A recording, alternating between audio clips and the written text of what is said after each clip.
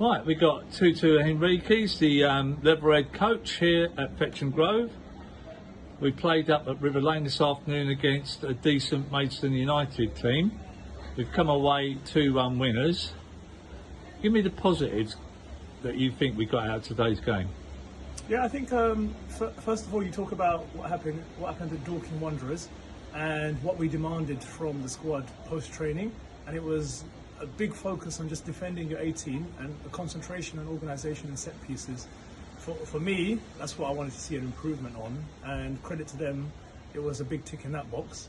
And secondly, it was just that the squad being aggressive, the team, the selected 11 being aggressive to close down spaces and really get at Maidstone. And credit to those, they take those two areas, defending aggressively in the 18 and working their socks off, an incredible work ethic off the ball generally. So I was happy with that.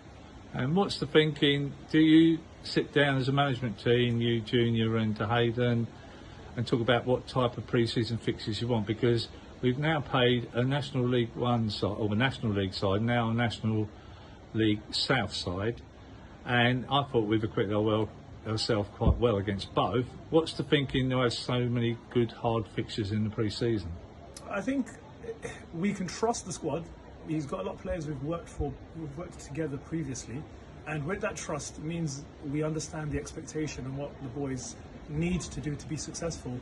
The matches are tough. The matches are tough, and they're pushing the boys to their limits, but they're raising their game and competing. That's all I can ask for, because it's basically stepping stones to prepare for the first game of the new campaign. So it's improvements in each game, clear expectations of what we're trying to do each game, and then us being realistic and judging the performances and feeding back to the players. So it's all geared to first game of the season, but each game provides different tests, and can the players match that test? So Dorking was a test of character and a test of resilience. Maidstone United became a technical test because we changed the system and looked with a 3 and a 4 at the back, and how the midfield was building and rotating. So different tests, different games, and the players need to come up with the answers, because in a campaign and in a season, you're going to get asked everything, and we've got to have answers up our sleeves. Well, we seem to have a nice mix of seniors and youngsters, which is good to see this coming season. Any outstanding performances from anyone you thought today particularly? Yeah, for me, if I start at the top, I was very happy with Trevan and how he's bedding into the team. The conversations previously in the last few sessions have been on how he's linking up with his teammates and understanding when to hold the ball and when to release and find space. So I was very happy with him again as the number 9. And moving in, Alpha's been playing out of position, but he's acquitted himself really, really well. And his work ethic, but also technical ability to play right side and also centrally, it's nice to watch. If I was a fan of Leatherhead, I'll be super interested. But for me, standout couple was just Serene, his handling and distribution. He's giving the team a lot of confidence at the moment. And Fikayo left, and today we had Splat on the right in the build-up phase, linking up with Omar and Kenny.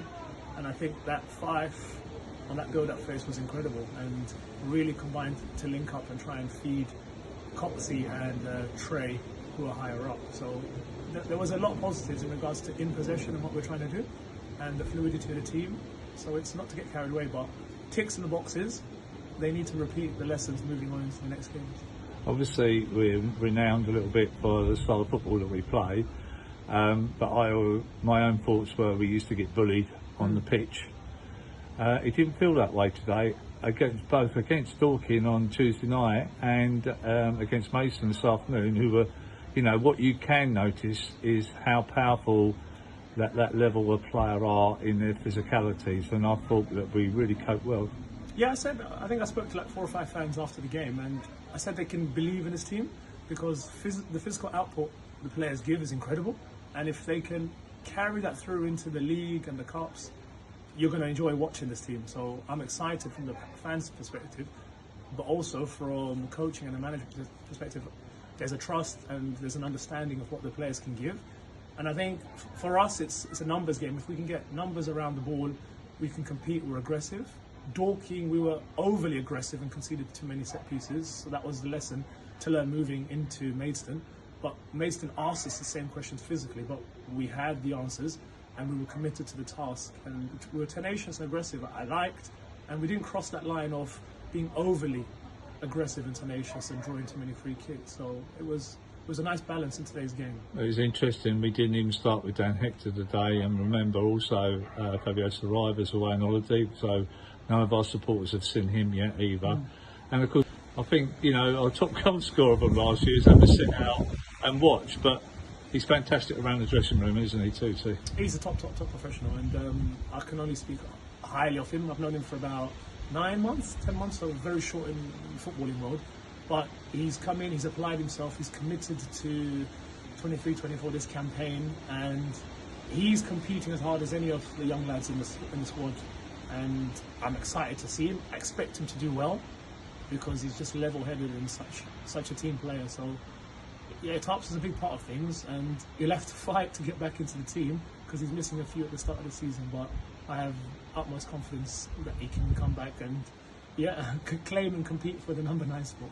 And let's looking ahead now. We've got 3 Bridges on Tuesday night, so any Leverhead fans listening to this interview, be good to see you get down there. It's a lovely ground, 3 Bridges, nice people.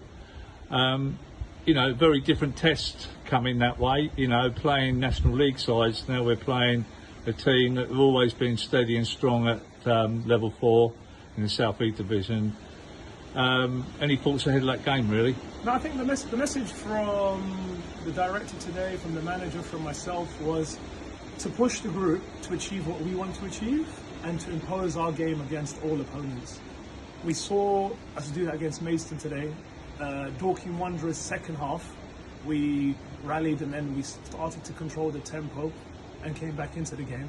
So it's a matter of us doing what we should be doing in the defensive unit, in the midfield unit, in the forwards, and then collectively combining that power to overcome the opponent. So it's pushing the group and reminding them that this is the next challenge, this is the next step, this is your opponent, this is the threat that's posed. How do you overcome it and dominate to get the victory? So I'm happy, it's a different challenge, and it's an opponent.